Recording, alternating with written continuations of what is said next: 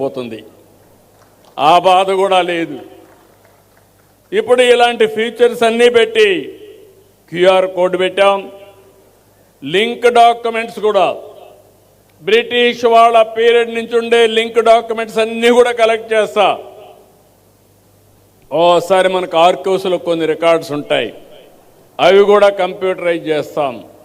అవన్నీ కూడా data wear హౌసింగ్లో పెడతాం. మిగిలిన రిలవెంట్ డాక్యుమెంట్స్ అన్ని క్లౌడ్లో పెడతాం. ఎప్పటికప్పుడు ఎలాంటి అవకతవకలు లేకుండా చేసే బాధ్యత మాదని నేను మీ అందరికీ హామీ ఇస్తున్నా. ఈరోజు మీరు ఒకసారి చూస్తే వీళ్ళు చేసిన పనికి మళ్ళా రీసర్వేలు చేసి 6,688 గ్రామాల్లో రీసర్వే పూర్తయింది.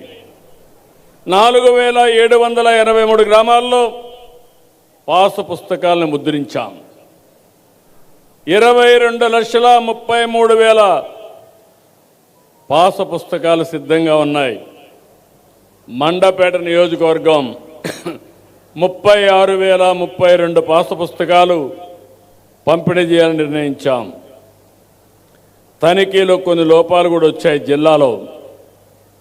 ఇవన్నీ చూస్తే 1,18,000 రాష్ట్రం మొత్తం 1,18,000 పాసు పుస్తకాల్లో లోపాలుంటే అవన్నీ కూడా సరిచేస్తున్నాం. నేను ఒకే ఆదేశం ఇచ్చాను, స్పష్టమైనటువంటి ప్రొసీజర్ ఇచ్చాను.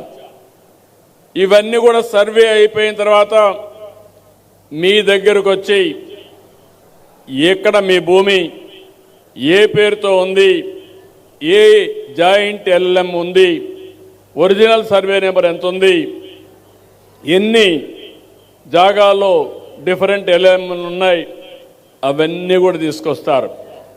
అవి తీసుకొచ్చి మీ అందరికి కూడా ఒక ప్రూఫ్ ఆఫ్ కాన్సెప్ట్ కింద ఒక లెటర్ ఒకటి ఇచ్చి మీరు చదువుకొని ఇది కరెక్ట్గా ఉందంటే అది కూడా మీది కూడా మళ్ళీ ఈకేవైసీ కూడా తీసుకొని మీది కరెక్ట్గా ఉందంటే అవి ప్రింటింగ్ పంపిస్తారు. ప్రింటింగ్ పంపించిన తర్వాత మళ్ళీ ఆ ప్రింట్తో వస్తే పుస్తకాలు వస్తాయి, అవి కూడా మీ దగ్గర తీసుకొస్తారు, మళ్ళా చదివినిపిస్తారు. ఒకవేళ కానీ చదివిన దాంట్లో లోపాలుంటే ఆ పుస్తకం ఇవ్వడానికి వీలు లేదు. నేను ఈరోజు మీకు ఇస్తున్నానంటే నిన్నటి వరకు జరిగిన ట్రాన్స్ఫర్స్ అన్నీ కూడా రిజిస్ట్రేషన్స్ అన్నీ పరిగణలో తీసుకొని నాకు ఎంత డబ్బులైనా పర్వాలేదు లేటెస్ట్ పాస్బుక్ మీకు ఇచ్చే బాధ్యత ఈ ప్రభుత్వం తీసుకుంటామని మీ అందరికీ హామీ ఇస్తున్నా.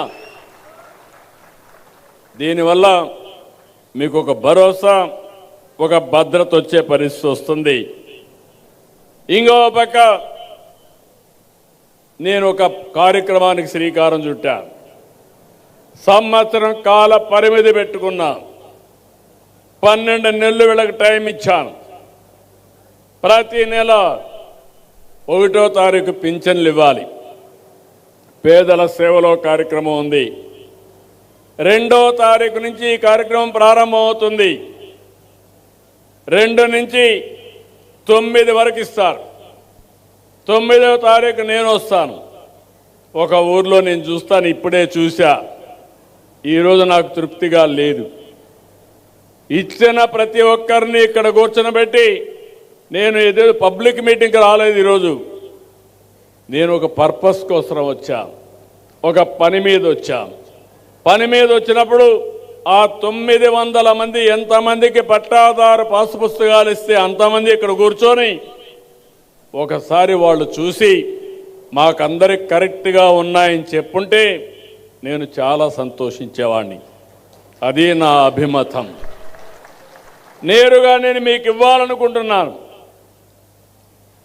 నేను అన్నీ ఇవ్వలేను కాబట్టి గ్రామ సభలు పెట్టి ప్రజా సమక్షంలో ఈ పుస్తకాలు ఇవ్వాలనుకుంటున్నా.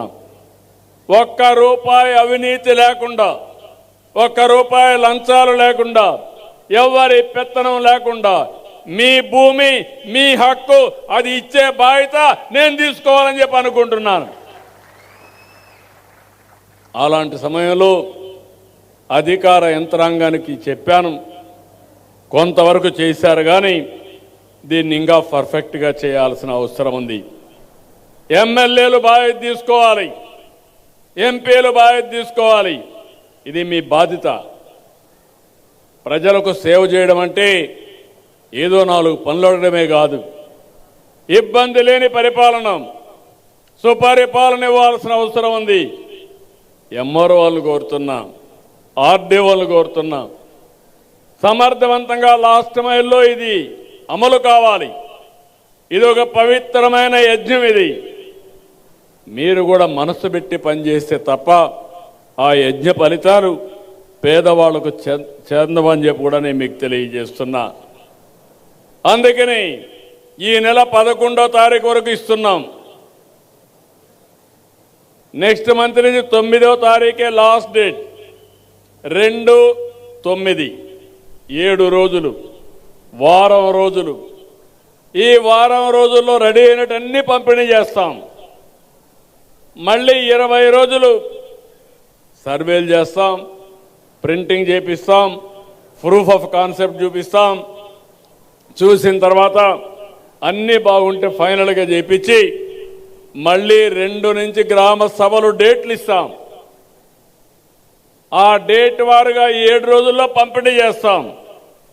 ఇప్పుడు ఉదాహరణకు 22,33,000, అందులో 1,18,000 తప్పులున్నాయని చెప్పి అన్నారు.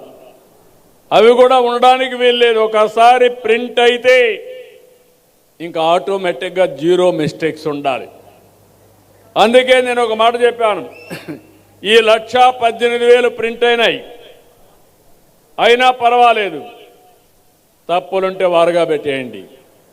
మళ్ళీ ప్రింట్ అంతా కూడా చేసి కొత్త పాస పుస్తకాలు, ఎక్కడా తప్పు లేని పాస పుస్తకాలు ఇచ్చే బాధ్యత మీది.